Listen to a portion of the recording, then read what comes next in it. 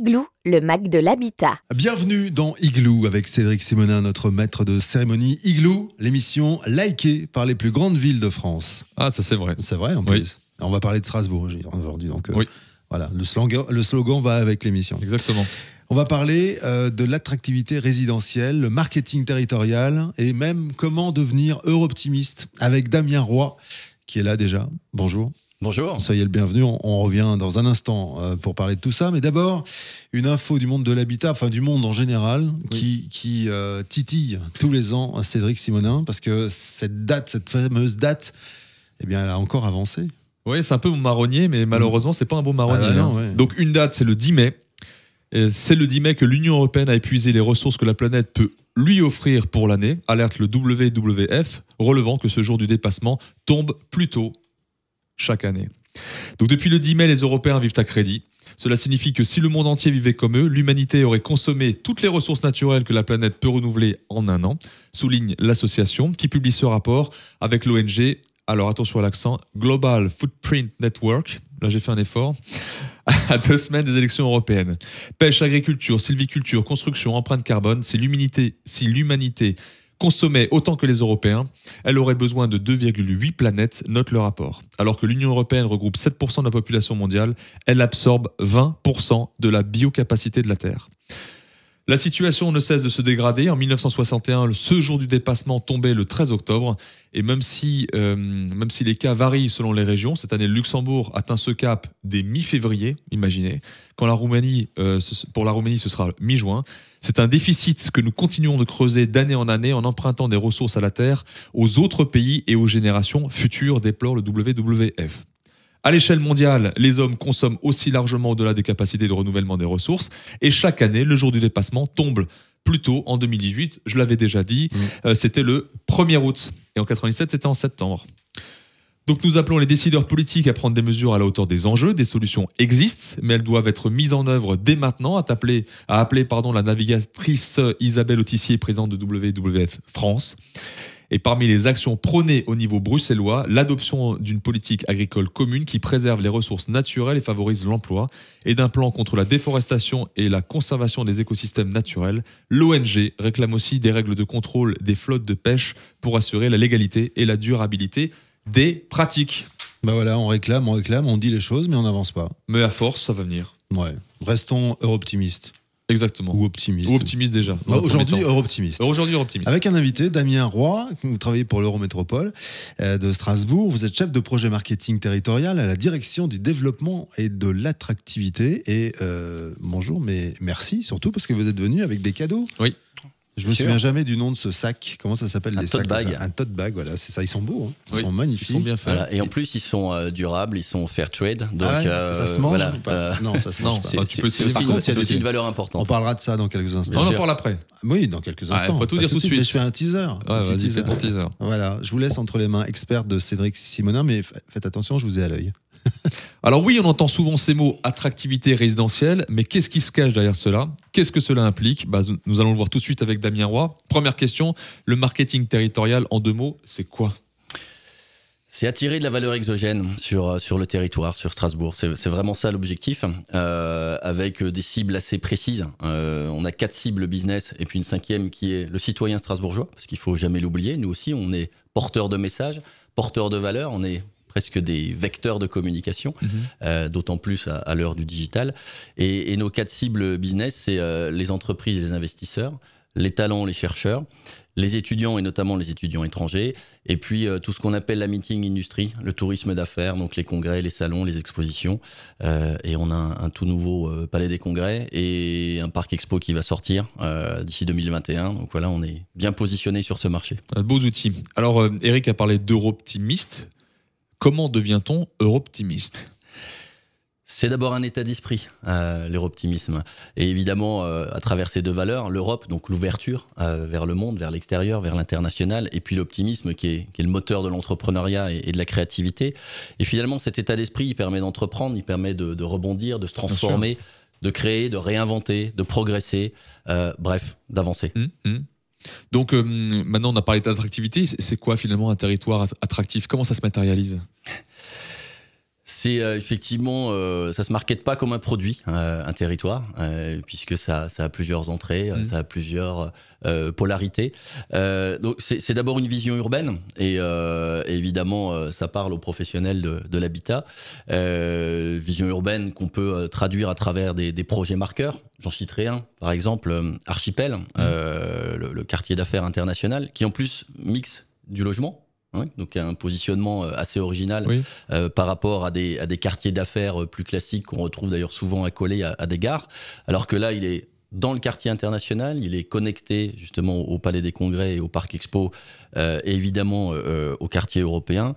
Voilà, c'est ce type d'éléments, c'est ce type de projet qui peut nous amener à parler de nous et à nous vendre. Il faut oser parler de soi, il faut oser se vendre. C'est ça aussi l'optimisme, c'est casser un petit peu les codes, parler de nous, de Strasbourg de manière décalée, donc autrement que ce sur quoi on est déjà perçu. Et on l'a fait la semaine dernière par exemple à Vivatech, le salon des nouvelles technologies. Oui. Je reviens sur ce quartier. Est-ce que c'est voir aussi plus haut, plus grand? Puisque quand on passe dans le quartier, là, quand on est en construction, on se dit waouh, c'est beaucoup plus haut que d'habitude. On a l'impression en tout cas. C'est en tout cas ne pas avoir peur d'être ambitieux. Ouais. Je dis souvent d'ailleurs que le marketing territorial, c'est aussi ambition et modestie. L'ambition, effectivement, de rentrer en relation avec nos clients, et puis d'être fier du portefeuille de produits qu'on a à leur proposer. Et modestie parce que, évidemment, on est en concurrence, on n'est pas les seuls. Et puis, le monde ne nous regarde pas, le monde ne nous attend pas. Donc, il faut sans cesse être dans l'innovation de projet, l'innovation de process. Donc, c'est ça aussi, un territoire attractif. On est d'accord. Donc, si on fait un focus sur Strasbourg maintenant, est-ce qu'il y a une qualité de vie spécifique à Strasbourg? Et si oui, comment elle se matérialise? Je ne vais pas vous dire non, évidemment, il y a une qualité de vie spécifique et en plus il faut qu'on se différencie dans la qualité de vie parce que c'est souvent d'ailleurs un aspect que toutes les métropoles mettent en avant et valorisent. Mais je crois qu'ici on a une compacité, on a vraiment un territoire qui est très compact, qui est intuitif, qui est facile à découvrir, à appréhender, qui a des caractéristiques notamment liées au silence. C'est souvent des choses qui nous sont rapportées par nos visiteurs et par les touristes étrangers ou les délégations d'entreprises. Et puis, il y a un brassage international, il y a un creuset international que vous ne retrouvez pas d'ailleurs dans des métropoles qui font 1 million d'habitants. Donc ici, on est à 500 000. Mais voilà, il y a vraiment une ADN et un certain nombre de valeurs qui font que voilà, ce territoire finalement donne de l'énergie, beaucoup plus qu'il ne vous en prend. Et moi, je trouve que c'est intéressant. Et c'est un positionnement qu'il faut qu'on continue à valoriser face à l'hyper-métropolisation qui aujourd'hui amène souvent beaucoup plus de désagréments que justement d'aspect qualité de vie et épanouissement professionnel et personnel. C'est clair. Oui, donc on peut vraiment parler d'attractivité. On nous a éteint la lumière, je ne sais pas pourquoi, mais... Ne s'inquiétez pas, tout va bien. On fait de la radio, on peut la faire dans le noir. On peut la faire dans le noir, effectivement, mais tout d'un coup j'ai eu peur. Est-ce qu'il y a des points de vigilance maintenant ? Bien sûr, qui dit métropole dit qu'évidemment on n'est pas là pour dire on est les meilleurs et tout va bien. Par contre, on a une manière d'aborder aussi un certain nombre de problèmes. Je prendrai l'exemple de la pollution. Il y a un certain nombre d'enjeux de pollution et l'objectif c'est d'y répondre. C'est pas d'enfouir ça sous le tapis. Bien sûr. Mais au contraire, d'y apporter un certain nombre d'innovations, des innovations technologiques. Et là, je crois que Trianon est bien placé pour le savoir. Vous venez d'être récompensé sur une façade dépolluante. Exactement. Oui. Voilà, c'est aussi le territoire. On parlait de l'attractivité tout à l'heure du territoire, mais c'est aussi créer l'écosystème qui permet aux acteurs économiques et aux entreprises d'inventer, d'innover.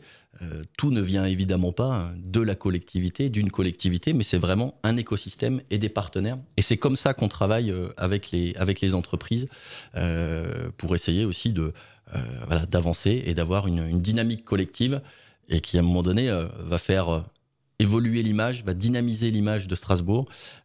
C'est un de nos enjeux. Et on se retrouve d'ailleurs sur des opérations communes. Vous connaissez bien le CIMI ou le MIPIM, qui sont des salons de l'immobilier et de l'investissement. Voilà, c'est aussi pour nous des opérations essentielles et importantes pour qu'on puisse justement exister dans la concurrence des métropoles et puis valoriser un certain nombre de produits et aussi les commercialiser, tout simplement. On a parlé de pollution. La pollution est toujours intimement liée avec la mobilité. Un mot sur les mobilités ? Effectivement, les mobilités, c'est un des enjeux qui permettra de décarboner une métropole. Et vous savez qu'il y a une démarche qui est engagée autour du Grenelle des mobilités. Ça, c'est un premier élément. Il y a évidemment à Strasbourg une tradition des mobilités alternatives, des mobilités douces. Vous avez encore le quai des bateliers qui a été aménagé voilà, sur une zone de rencontre. Donc il y a toutes sortes d'utilités, toutes sortes de nouveaux véhicules qui permettent d'avoir des mobilités alternatives. Et puis aussi l'énergie. L'énergie, c'est évidemment un secteur très, très important dans le bâtiment et dans l'habitat durable. Et pour citer le dernier exemple en date avec l'entreprise allemande et quéloise BWK, qui, avec son énergie fatale, c'est-à-dire de l'eau chaude à 160 degrés, qui aujourd'hui est perdue dans la nature, voilà, on va faire passer un tuyau sous le Rhin qui va permettre de chauffer, je crois, jusqu'à 4000 logements. Donc voilà, c'est vraiment une sorte d'économie circulaire, de circuit court qui aujourd'hui participe à ce territoire durable et participe aussi à cette qualité de vie. C'est clair, intelligence collective comme on dit. Maintenant, quand on est optimiste, on a tendance à regarder loin devant. Alors qu'est-ce qu'on a comme piste pour l'avenir maintenant ? On regarde loin devant et j'y répondrai, mais on peut regarder aussi autour de soi. Et au-delà des tote bags, je vous ai amené un petit échantillon d'une boisson qui donne la pêche. Hein, parce que voilà, il faut l'optimisme, c'est le moteur. Alors Eric va nous la montrer. Mais qu'est-ce qu'on met dans le moteur ? Voilà. Eh bien, on peut mettre ce type de boisson, donc Bizen, c'est la boisson qui donne la pêche. Alors c'est un petit goodies qu'on a fait avec une entreprise strasbourgeoise. C'est pas nous qui le produisons, c'est une entreprise, donc c'est un acteur privé. Mais on a un partenariat avec eux, donc pour non seulement valoriser son produit et aider à sa commercialisation, à son développement, mais en plus, ça permet de sauver des abeilles, donc ça permet de sauvegarder la biodiversité. Donc voilà, on est pleinement dans ces valeurs, dans cette durabilité et dans cette intelligence collective qu'un territoire comme Strasbourg souhaite montrer. Une vraie capitale verte. Exactement. Bizen reverse une partie de ses bénéfices pour financer l'installation de nouvelles ruches. Et c'est écrit dessus, une bizaine offerte, une abeille parrainée. C'est cool, moi je veux bien parrainer une abeille. Non, tu parraines une abeille. Oui, mais si vous me donnez son numéro de téléphone portable, voilà. je veux bien. Ça, c'est voilà, l'étape d'après. Effectivement. On entrera en relation directe avec les abeilles. On donnera le 06 de Maya. Hein, voilà. C'est une copine à vous. Oui, je la connais bien. Bah oui. Mais effectivement, pour répondre sur les pistes d'avenir, c'est vraiment travailler aussi sur la proximité, hein, puisque à un moment donné, pour se mettre en scène et se mettre en marché au national, en Europe et à l'international, il faut aussi que notre écosystème soit performant, qu'il soit bien organisé, qu'il coopère de manière intelligente autour de thématiques fortes. Vous avez cité le climat, évidemment, et vous savez que la métropole est candidate à European Green Capital, capitale verte européenne. On le saura d'ailleurs le 20 juin. D'accord. Si la métropole est retenue. Ou alors une thématique autour de la santé. Et tout ça, finalement, ne peut fonctionner que si ça fait la part belle à l'engagement de femmes et d'hommes. Alors, on a l'engagement des réseaux optimistes, on a plusieurs communautés. On a les réseaux optimistes, on a les Chief Optimist Officers, on a évidemment les acteurs économiques, à qui on a révélé tout ça d'ailleurs aux rencontres économiques le 16 janvier de cette année. Ça a été aussi une phase de révélation et de lancement pour nous. Donc voilà, cet engagement à parler de Strasbourg, à bien accueillir, à accompagner les acteurs économiques qui souhaitent s'y implanter ou se développer, c'est aussi une démarche qualité qui est essentielle pour que finalement la promesse de cet euro-optimiste soit évidemment au rendez-vous. En tout cas, moi, je voulais simplement dire que Strasbourg est devenue une très très belle ville. Ce n'était pas forcément le cas il y a 10-15 ans. Et maintenant, quand on s'y promène, quand on voit les projets qui s'y construisent, eh bien, on est très heureux, très fiers d'habiter Strasbourg. Et quand on se balade dans France, qui est beaucoup mon cas en ce moment, eh ben, on a vraiment beaucoup de plaisir à parler de cette ville en disant que c'est devenu une très très belle ville. Et j'ai l'impression qu'on est un peu dans le bon sens. Joli, oui, mais aussi éco-responsable, etc., etc. Enfin, en tout cas, vraiment une ville qui est une ville d'avenir, c'est sûr. On peut montrer quand même les documents que vous avez emmenés là. Je ne sais pas si je le montre comme ça, on le voit. Je vais le faire. Devenez optimiste. Tu peux le montrer à la caméra ? Mais oui. Et on se tutoie maintenant. Non, je ne tutoie que les amis. Donc effectivement, j'ai fourché. Donc vous avez raison de me reprendre. Et ce petit guide d'utilisation de la marque, la destination des partenaires, c'est très bien fait. Et puis un site internet qu'on va citer, c'est europtimist.eu.